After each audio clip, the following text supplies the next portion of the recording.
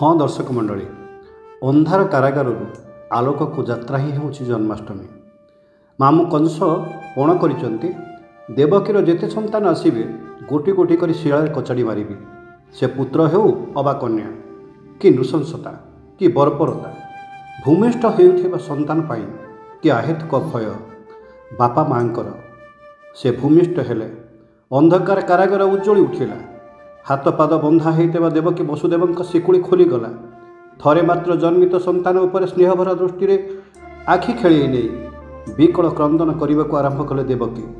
ए कांदिबार समय नुहे देवकी, मते मो काम करने को दियो। तमे बुझीपारुन ए कारागार रे कि उज्ज्वल आलोक रेखा। ये सामान्य बालक नुहे, ये सबु दुख हारी मो कला कान्ह कृष्ण। ये कृष्ण। हाँ सज्जन मंडली, धरारू पाप रूपक अंधकार दूर करी धर्मर महाआलोक प्रदान पाई परम ब्रह्म थरे को थर अवतार नियंती धरापृष्ठ। द्वापर रे कंस बंदीशाला कृष्ण रूप से जन्म नहीं कंस विनाश आउ धर्मराज्य प्रतिष्ठा सह लीलामय लीला करने को भूमिष्ठ हुअन्ति कृष्ण। सी क्रूश युक्तण आकर्षणयते इति कृष्ण। से सर्वाकर्षक सबु आकर्षणकारी। से सृष्टि स्थिति लयर आकर्षक। से समग्र जीव जगत आकर्षण करिवार दुर्बार शक्ति केवल से लीलामय कृष्ण द्वारा ही संभव हो पारे। सात सात संतान हराई मातृहृदय जितेबाला विगलित दुखर पहाड़ भांगी पड़ुवा मार मथारे आउ अभय मुद्रारे से परम कारुणिक प्रेममय भगवान दर्शन दियंती माँ देवकी को अभय प्रदान करती। व्यस्त हो ना माँ, व्यस्त हो ना, मु आसीगली, मु तुम अष्टम गर्भर संतान मु कृष्ण।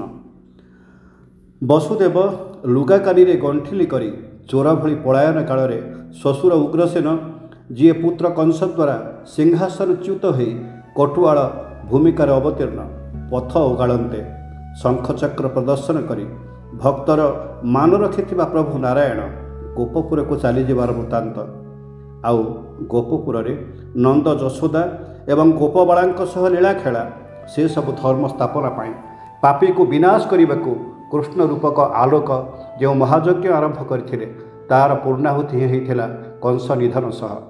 आज से पुण्यतिथि जन्माष्टमी सकल क्रूरता को विनाश करी कृष्ण को आवाहन तिथि। आज सकल क्रूरतार विनाश करता कृष्ण को जन्मतिथि।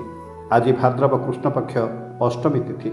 आवर्तक संवर्तक द्रोण पुष्कर चारि मेघर समाहार दिन कई अष्टमेघर समाहार दिन बोली कहते आज तिथि की। एभली एक अंधार राति महाज्योति स्वरूप परम ब्रह्म का आविर्भाव ए धरापृष्ठ कृष्ण को कोल धरी जमुना पारी होला बेले वसुदेवंकर पूर्ण आत्मनिवेदन दुई कूल खाई उछुड़ा जमुना को देखी से दिन तांको कंठरू निनादित होता तते ही तु ही रक्षा कर मु छार मानव निथर।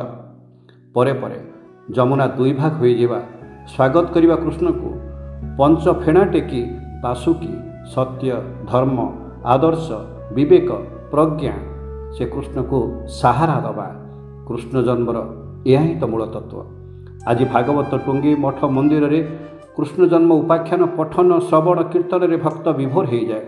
कृष्ण नाम हरिनाम बड़ाई मधुर जेई जन कृष्ण भजे से बड़ चतुर। कृष्ण नाम भज जीव आर सब मिछे पालाइते पथ नाई जमा छे पीछे। सतरे कृष्ण नाम मधुर से पाप हरणकारी। कृष्ण का स्वरूप मयूर पुच्छ से बंशी से वैजयंती माला पीताम्बर सुदर्शन चक्र ये सब आमको जीवन शिक्षा दियंती। श्रीकृष्ण का स्वरूप केवल मनमोही न थाए बर प्रेरणा दिए अंधारर विनाश करी आलोक आड़क धावमानर वार्ता दिए। से स्वरूप को बुझापी जोगीजन कठिन तपस्या मग्न से धार्मिक दृष्टिकोण भाद्रव मास से श्रेष्ठ मास। यह नंदलाला गोपी मनोहरी कृष्णकर प्रिय मास। कृष्ण भक्तिर तल्लीन हो जय श्रीकृष्ण कहला बेले ए जगत कृष्णमय हो। जगतर सबु संताप हरणकारी कृष्ण जगत को सर्व सुख शांति संतोष प्रदान करंतु। पवित्र जन्माष्टमी मो बंधु मानक पाई ये प्रार्थना तो निश्चय मु करी। आज कृष्ण को जन्मस्थान मथुरा आउ से बढ़ी वृंदावन उत्सव मुखर।